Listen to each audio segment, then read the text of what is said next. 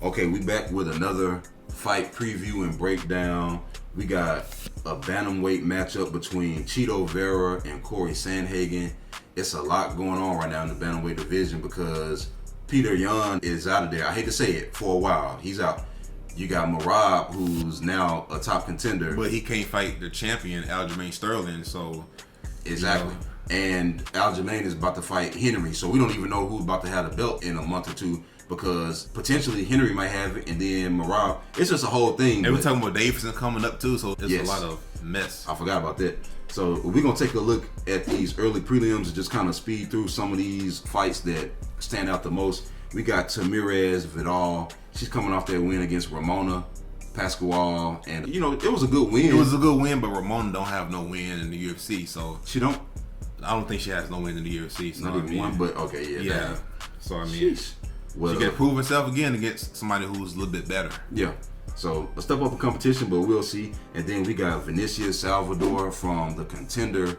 And don't get me wrong, it was some holes in his game, but he's exciting, you know. So you looking forward to this fight, or? I'm looking forward to Victor, to be honest, man. I think he could be in the top 10 real soon. I know the flyweight division, the top 10 is decent. It ain't the most competitive, but a lot of guys in top 10 are real good. So I mean, and they need a little bit of life breathed into the flyweight division too, if I'm being honest, because you got a lot of talented guys up there, but they just not getting a lot of attention. That's kind of on them, but you know.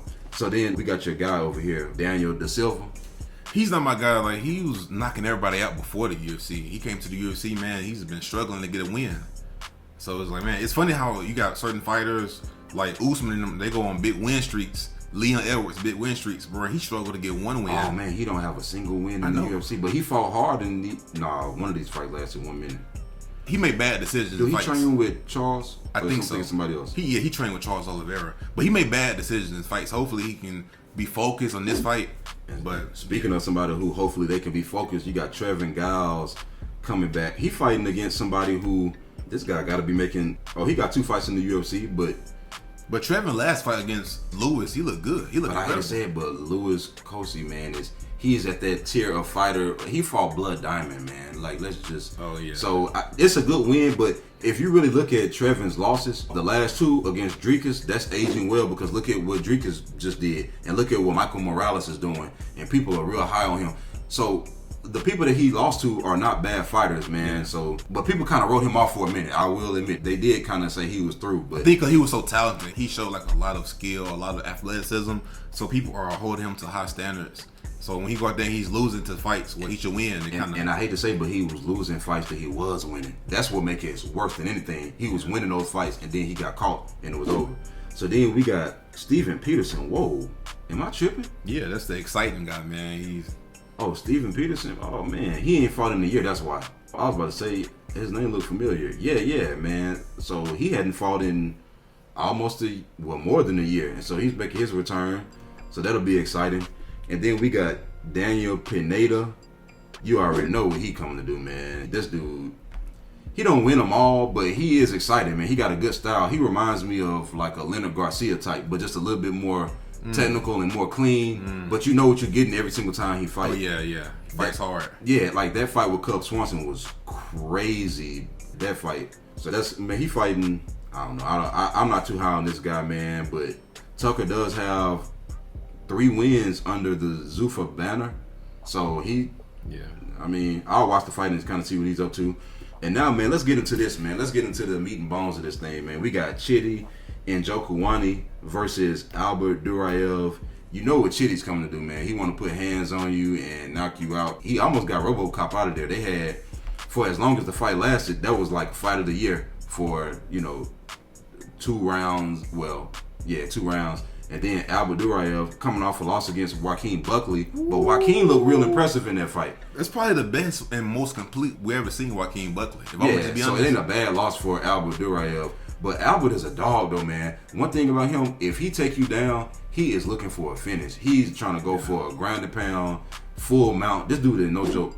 And to be, what's funny? He is like the kryptonite of how Chidi used to lose. Yeah. Before he went on this win streak, before he really just evolved as a fighter, that was the biggest hole in his game. But he hadn't really been losing like that as of late.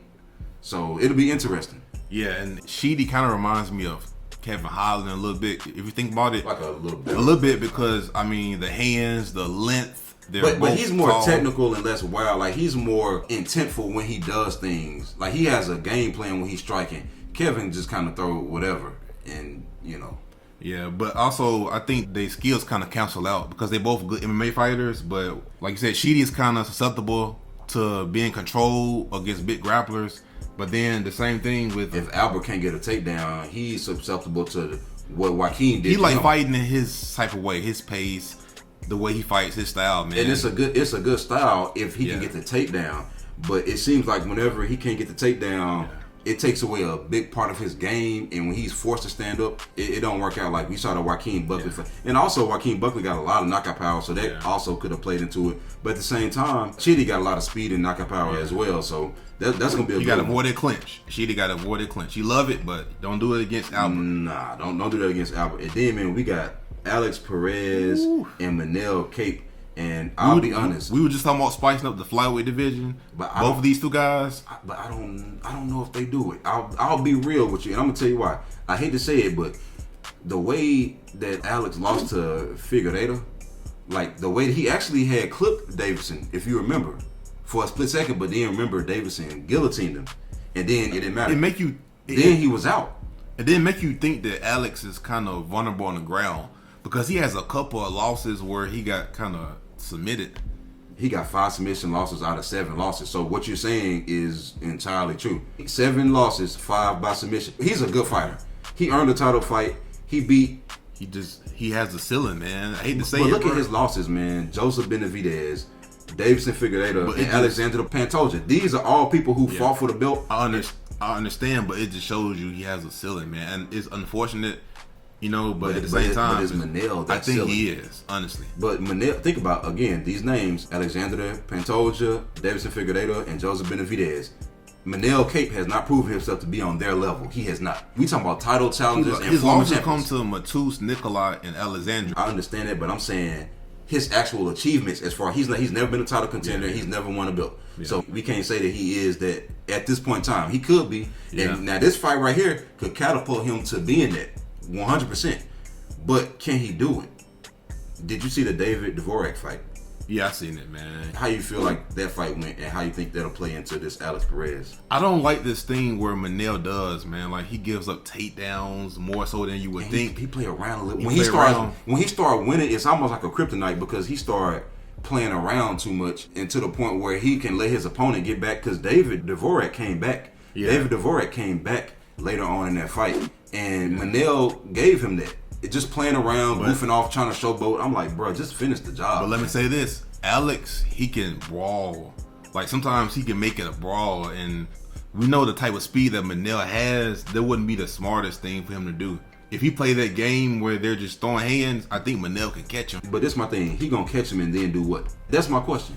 He gonna catch him and then what he gonna do? He gonna have to do some research. He called David Dvorak. How many times he dropped David Dvorak? But Dvorak got so much heart, man. That boy tough as nails. I know, but it's gonna be an interesting fight, man. I'm definitely looking forward to it. But Manel has to get his fights to the ground.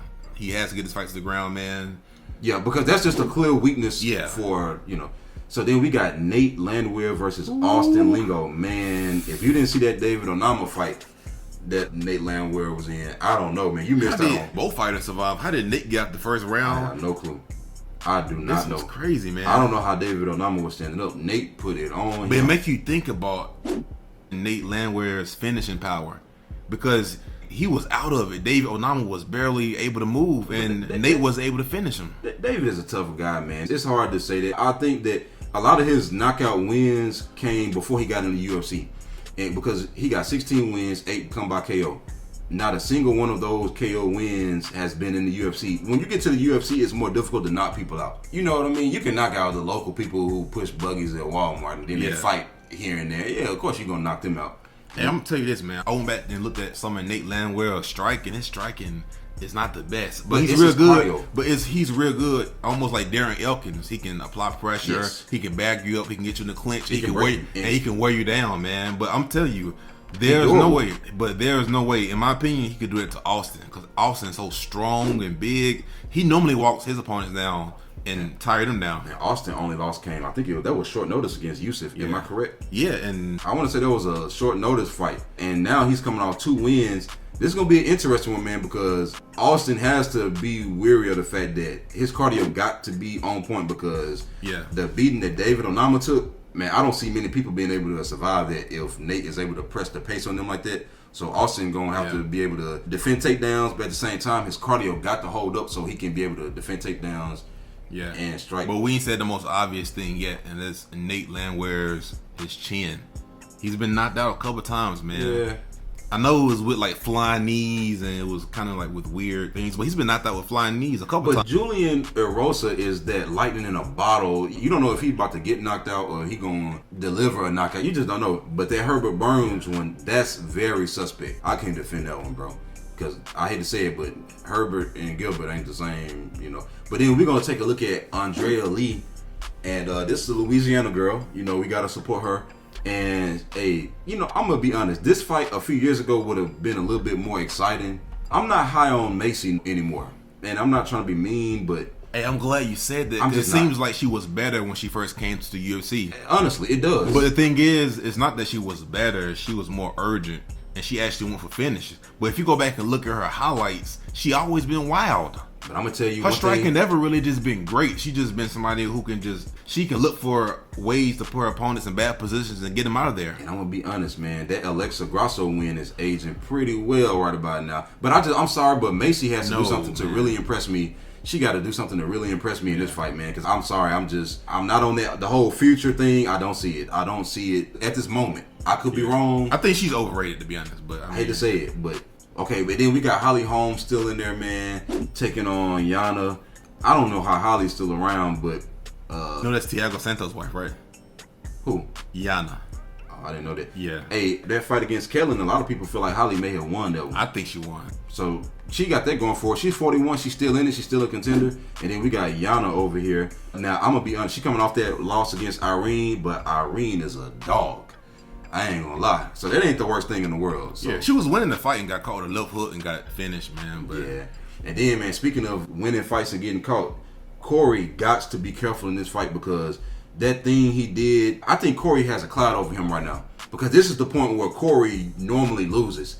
And I think he understands that he was gifted another opportunity to fight Peter Yan on short notice because they felt like TJ maybe wasn't supposed to win that fight. Oh, yeah. And then they had made him versus Piotr for the interim title, if I'm not mistaken. So, but this is that point where Cory normally mess up. And this is the thing. You got Cory, who's a fast starter, but then I don't think he slows down, but I think he starts to sit back and admire his work too much, and he gives his opponents time to get back in it. And if you know anything about Marlon, if you give him any opportunity to get back in the fight, it's going to be over.